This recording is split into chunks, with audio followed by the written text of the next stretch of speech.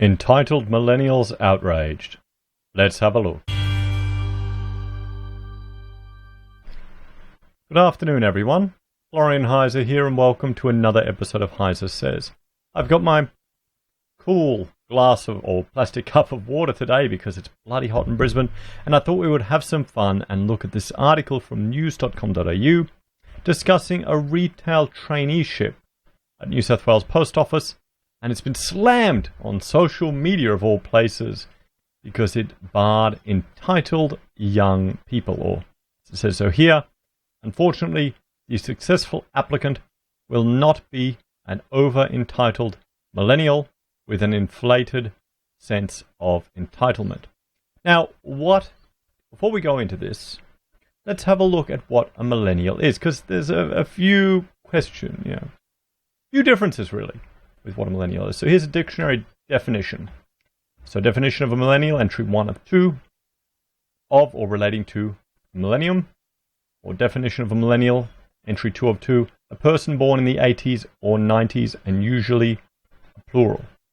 And if we jump to Wikipedia, we can see here researchers and popular media use the early 1980s as the starting birth years and the mid-90s to the early 2000s as the ending birth years, with 81 to 96 a widely accepted definition. So, according to this, I'm technically a millennial because I'm an 80s child. I'm 81. Now, I've been talking to Rachel about this. She thinks it's kind of a bit, those of us in the early 80s that had a analog childhood, but a digital adulthood, were a little different to the millennials born a bit later that had a completely digital childhood. So kind of like this mini generation. So perhaps that's why. But then again, so according to this, I am a millennial, and in my business, I've employed a lot of millennials, and I have encountered a lot of entitled people. And I can proudly say I have fired people from most continents of the world. I got to the point where I would, and this is probably breaking the rules with employments, but I would ask them about their family, about their background, about what work their parents do, because then you would get an understanding of the upbringing of the person. I remember, we hired one African guy, and I thought, he's managed to get over to Australia because he was, an exchange student. He must be doing real well. I found out a bit later he was just a spoiled rich kid. Mummy and daddy paid for everything. He didn't take the job seriously. Same thing. I've had Australians. Same thing. I've had Kiwis. Same thing. Europeans. Same thing. Asians. Same thing. So you can get entitlement in people all over the world. I think that's more to do with your upbringing, really, and the environment around you.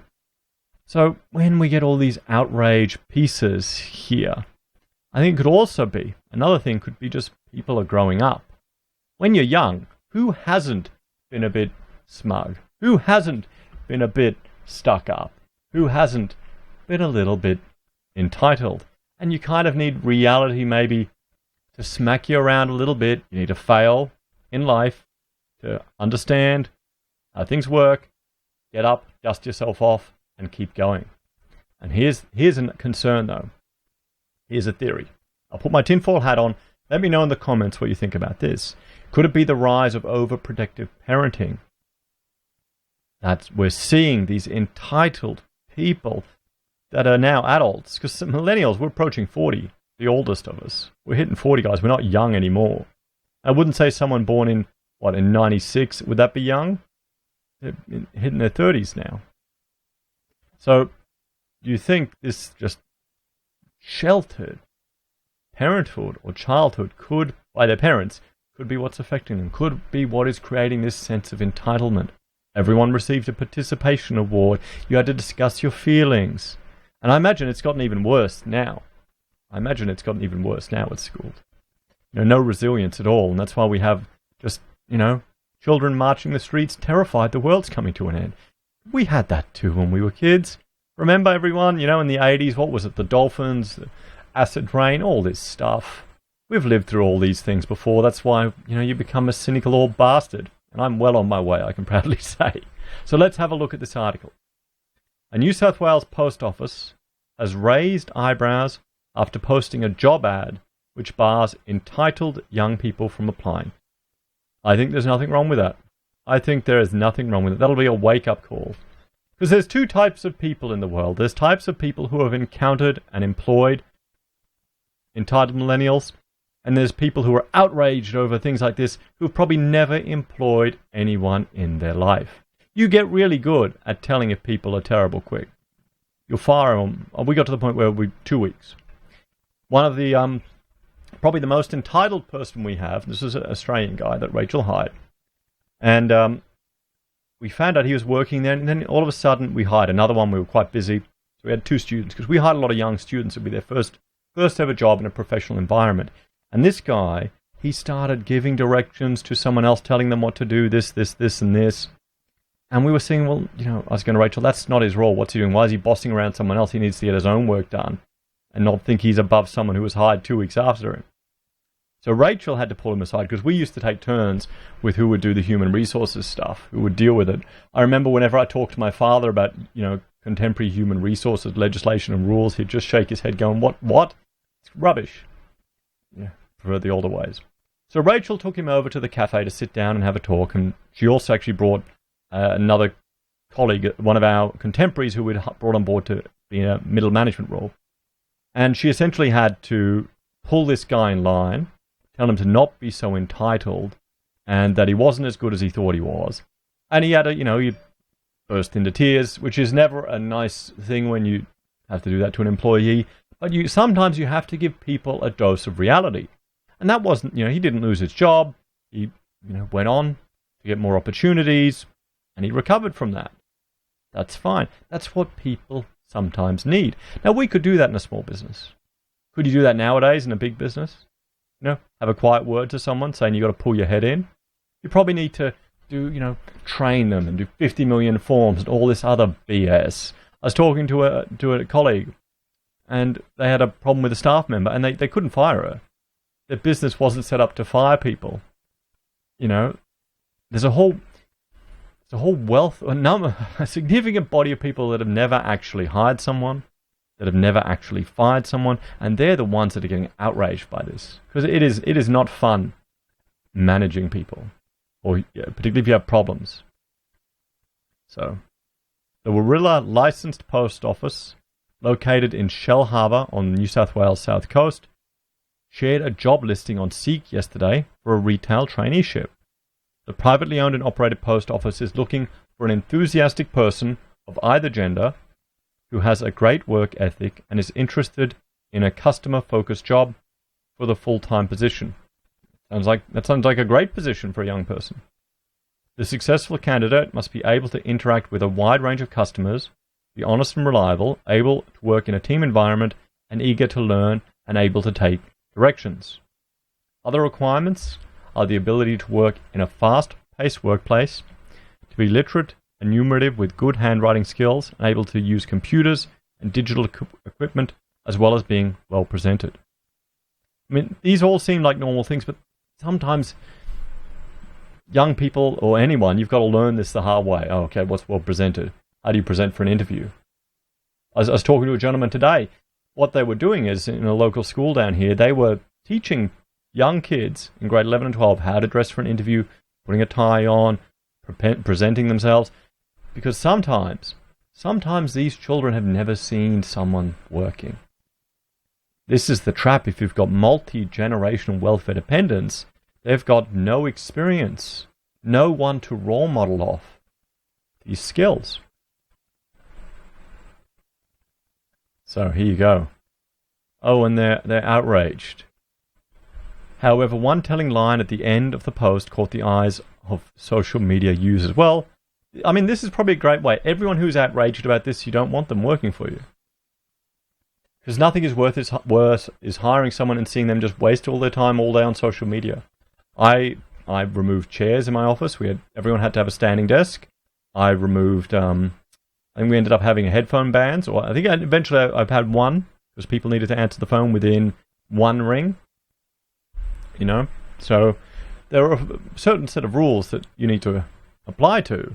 We had one staff member who was shopping online and got a virus on their computer and nearly corrupted all our data. So you've got to be a bastard. You get hardened quick having people take advantage of you when they're your employees. Unfortunately, the successful applicant will not be an over-entitled millennial with an inflated sense of entitlement, the ad stated. But see, I mean, you've got millennials and you've got the generation after them. Aren't they meant to be ultra-conservative? So they may be the perfect person for the job. While the final line was still visible on the Seek ad early this morning, it has since been removed. They probably got a whole lot of outrage, but also, they got a lot of advertising. We're talking about this now. We're having fun at it. Do you think this is appropriate to put in there? Do you think it's appropriate? Do you think asking people what their family history is, do you think that's appropriate to get a picture of them? You can tell if someone has an entrepreneurial spirit, depending on what their family has done, what environment they've worked, because you can't discriminate on political backgrounds, but you can tell who's going to be a lifter and who's going to be a loafer in the interview. Maybe the other small business people can share with me their experiences in the comments. So, however, screenshots of the earlier version are already circulating on Facebook, and while many have slammed the dig aimed at some young people, others have reacted with humour. Love it. At least they know what they want. Yes, I've got no problem with that. I think people should, it should be a wake-up call. You need to think, are you overly entitled? It's a post office job. But most of the backlash has come in the form of negative Google reviews, with one person posting that not only is it discriminatory, but it also shows that the employer is horrible to work for. Now, this tells me the person who did that Google review is an entitled millennial. I will bet. Because they're attacking a business. It's not discriminatory. You can pick and choose who you want to hire. You're not a protected class as being an entitled person. You couldn't pay me to walk in here. If that makes me an entitled millennial, so be it. Well, I mean, it's a post office. You need to send a letter and buy crap. But licensee Angela Crump told news.com.au she never intended to create a firestorm with the ad, and she said she would be delighted to hire a millennial provided they had the right attitude. Yes, that's the thing. That is the thing. I think every generation has had their loafers. You had the hippies in the 60s. Every generation had their lazy stereotype. And I think it's just millennials' turn to cop it. I've hired millennials that were bloody hard workers, that worked really well, and we rewarded them. And they stayed with us, and then they got poached, the bastards, and doubled their pay, which kind of makes you happy if you can help people on their career like that, particularly when you're a small business and you're helping people get their first rung on the ladder. But then we've got others that, they spend all day just wasting time, really slow, can't work fast at all, and you just got to fire them. You got to say, sorry, you're too slow. You don't have the skills that you put forward in the interview. That's reality. You get harsh. It probably took us about a year to get hardened. That happens.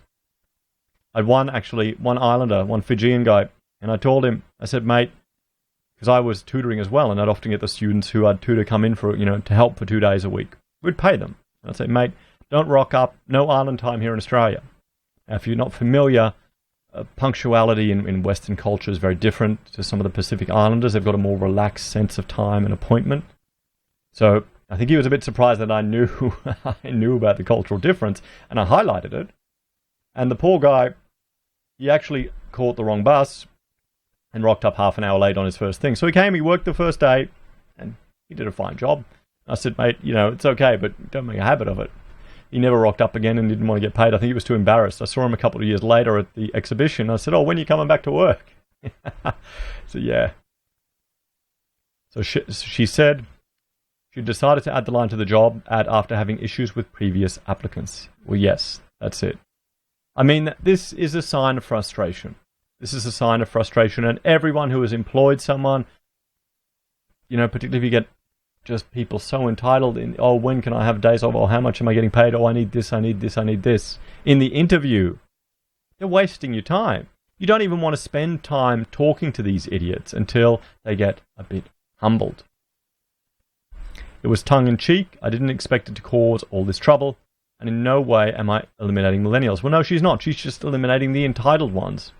And that's what you should. That's what you should. And you would anyway. You pick up in an interview if they're an entitled bastard. She just wanted to avoid wasting time on people that just probably wanted to come in there, keep on their dole, and just tick a box that they did their interview. I mean, that's another issue. But this is a learning position, and we need someone who is keen to accept that the position will not be equal in the business on day one, and that's probably the message I was trying to give. The customer on the other side of the counter requires a high degree of customer service. That's all there is to it. And if you're not used to being patient and waiting for people to sort themselves out, it won't work. Ms. Cramp told news.com, Seek had removed the line about the millennials after claiming it was age discriminatory. Okay, so they removed it. They removed it. How is it age discrimination? She probably shouldn't have used the term millennials. We'll say no stuck-up or entitled people need apply. Because I guarantee you she wouldn't want an entitled boomer coming for the job. She wouldn't want an entitled Gen X coming for the job. It's the same thing. It's just millennials cop it so much in the media because, I mean, that's the joke these days. But she said she'd already received more than 30 applicants from millennials and around 10 from older people, which shows the ad was not too offensive. There you go. So it worked. I mean, these people going, yep, I'm not entitled. They probably have friends that they know that are lazy bastards go, nah, I want the job, I'll take it. I didn't read it as a statement that we don't want millennials at all. Goodness me. Most of our staff and my children are millennials. But we're a service industry and we work with elderly people who need help, so we need someone who understands that. I don't think that's unreasonable, she said. However, it's not the first time Aussie bosses have hit out at younger workers. Last February, Muffin Break General Manager Natalie Brennan made global headlines after slamming millennials with an inflated sense of self-importance who refused to work for free during an interview with news.com.au. Now, I've got issues with that. I don't like the idea of people working for free, but I'm critical of these award wages that price people out of positions. In the Architecture Act, an architecture student studying could get $5 an hour while they were studying for the first 6 weeks. They're useless at that time. That changed now, so when they're 21, they have to get the minimum wage, which bumps it up to like $15 or something. That's a big difference when you have to train someone up, particularly if it takes a couple of months to get to know the person, to see if they're any good. And then if you train them up and they leave in a year's time, you cop the cost with none of the benefit. And this is the problem. The people writing these things, most of them, I would bet, have never actually run a business and don't understand the challenges. So now I'm at a point now where I'll just rather run ourselves and maybe contract out when we need support, or honestly just work extra hours. Keto power. There's nobody walking in my door asking for an internship, work experience, or unpaid work. Nobody, as Brennan said at the time. I don't see it anymore. Before that, people would be knocking on your door all the time. You couldn't keep up with how many people wanted to be working. In fact, I'd run programs because there were so many coming in. Well, I'd done that too. I've done that too. When I was working under the Department of Public Works at the Architectural Practice Academy, I set up a process where people would get work experience. 2 weeks, they would come in for a few days and they would help on, they wouldn't be replacing a paid job, but they would be helping on projects. They'd be helping on measuring up. They'd be helping doing tasks. And it worked. I think I got in trouble with that. I set up this whole thing. I had like 20 of them all coming through. I thought it was quite good. I thought it was a good initiative. They appreciated it.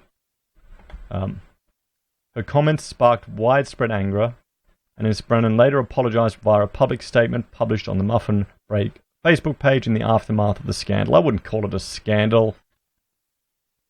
The recent article does not reflect my values of those or those of Food Co., she said in a statement. Oh yeah, it does. It does. It does. Should never apologize. I've got issue with other architectural practices taking on people for work experience full-time for a year and getting them to do paid work. That's not work experience. That's taking advantage of people to replace a paid position. Work experience is a complement where they get to observe your team. You give them a taste of the work. You give them small tasks that that can add to a real project, but they're doing it on themselves to build up their skills. It is a cost to you as a business to do that, and it's a benefit to them. And then maybe years later they can come back and work for you, or you've helped someone step up in the industry. So guys, what do you think about all of this? Do you think millennials are just entitled? Do you think this is a discriminatory advertisement? Or have you had trouble hiring millennials? What advice do you give small business people? If someone is going out, what questions would you ask to avoid the entitled loafers? Let us know in the comments below, guys. And thank you for watching, everyone. Please like, share, and subscribe. If you're a fan and want to support us that little bit extra, we have a Patreon where you can make a monthly donation. You can also join the channel here on YouTube. Get access to emojis and badges. We have affiliate links for Independent Reserve for your crypto trading, Amazon and eBay for your consumer purchases. If you use these services, it's a great way for you to support a content creator at no cost to you. Often, when I'm buying a computer game, I'll find a game reviewer I watch and just help them out. Not that I buy them that often anymore, I don't have time, because maybe I'm not an entitled enough millennial. We also have merchandise pocket squares at the HeiseSays website. You can find the link to that below, all made here in Brisbane by Rachel. And finally, PayPal for people who want to donate that way. Thank you to everyone who's watching, subscribing, and supporting the channel. I've got a few unboxing videos. I bought 2 new pieces of equipment to help us produce different content. I've got an action camera, and I've also bought some new lapel microphones. Rachel and I are giving a live presentation, and I'm trying to capture the audio as best as I can. Thank you, everyone. Take care, guys. I will see you later. Bye for now.